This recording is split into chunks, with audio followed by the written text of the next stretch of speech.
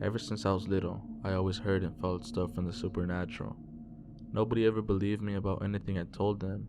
I would very frequently hear someone close to me calling my name even though I was home alone. I also would have very vivid and horrifying dreams of my family members getting possessed and killed. When I moved into one of my houses a few years ago, a lot of stuff happened, ghost related. There would be footsteps and screaming from beings that weren't physically there.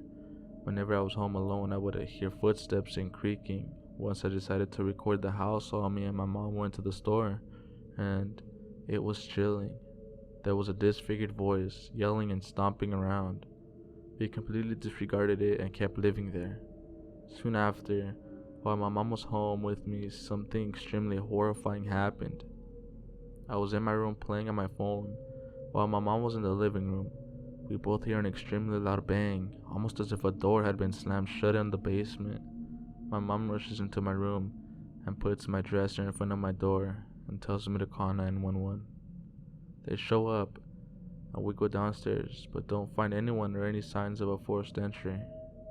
The cops leave and me and my mom do our own snooping in the basement. I realized while we were down there that there are no doors in the basement to make a slam sound, and there was nothing on the walls or propped up that could make a noise.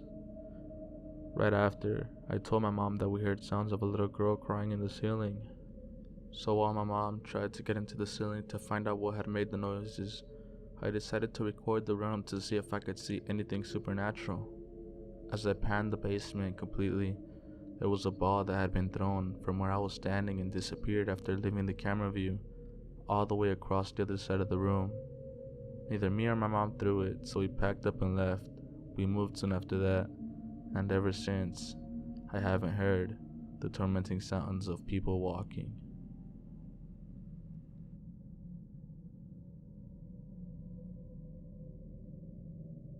This happened when I was 8 years old. I was staying the night at my grandma's house with 3 of my cousins. For this, I'll name them Joe, Vince, and Chris.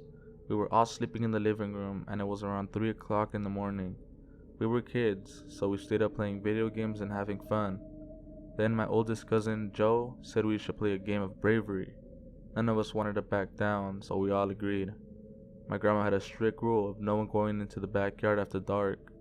We never understood why till that night. The back door had a window and you could see the backyard through it.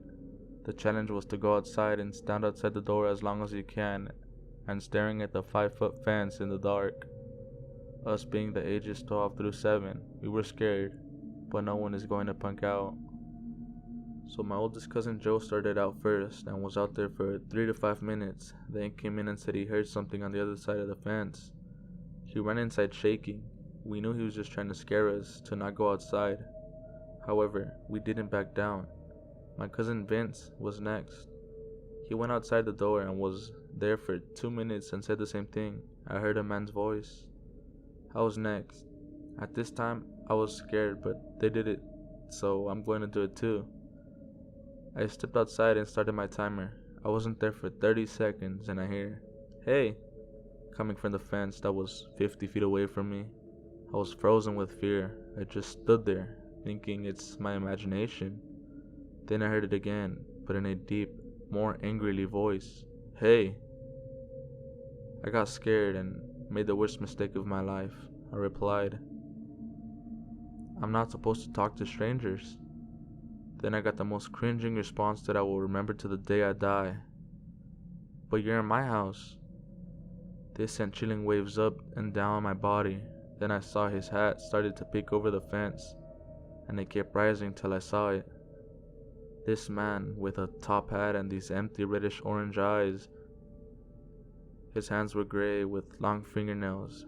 They were grasping the top of the fence. I couldn't see his body or his face, just the eyes and the hat. I ran back inside as fast as I could. What felt like an hour was not even a minute. I was crying, and our smallest cousin, Chris, who was 7, didn't want to be a baby anymore and walked to the back door. We told him to stop and don't do it.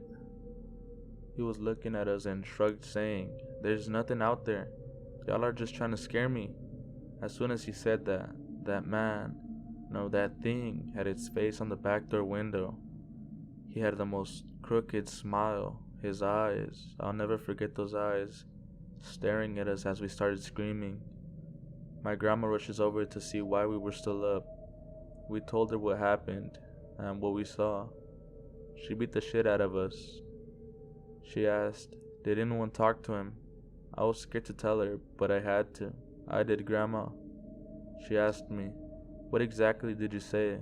Did you invite him into the house?" I told her no. The next day, our parents picked us up. It was a quiet ride home. My grandma told them what happened, and for some reason they didn't seem surprised. The following week, my grandma made the backyard fence 7 feet tall. My family doesn't talk about that night. However, this definitely wasn't the first time something has happened there at my grandma's house. Now everyone knows, when the sun goes down, you don't step foot in the backyard. Unfortunately, this was not the only thing I have experienced there.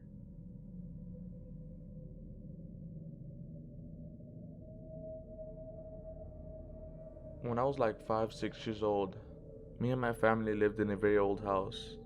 We also thought it was haunted. Anyways, in my room there's a closet next to my bed. It was like a built-in closet with a sliding door. Every night, I would hear something creaking or rattling inside the closet. I told my parents about it, but they thought it was just my imagination.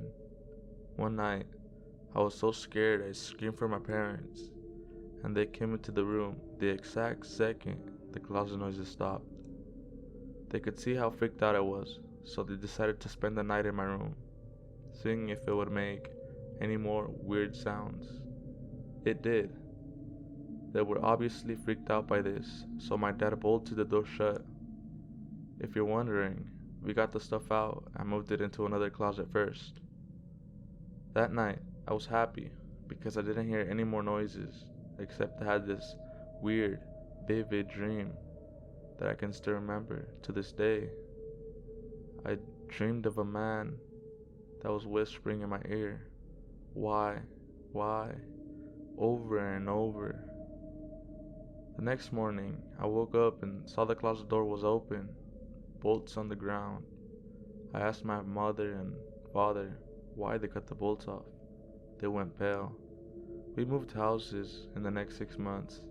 When I was older, I asked what happened with the closet because I thought they might know.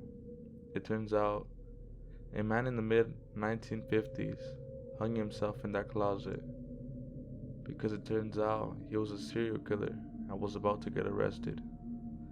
And I sometimes wonder what could have happened if we stayed in that house.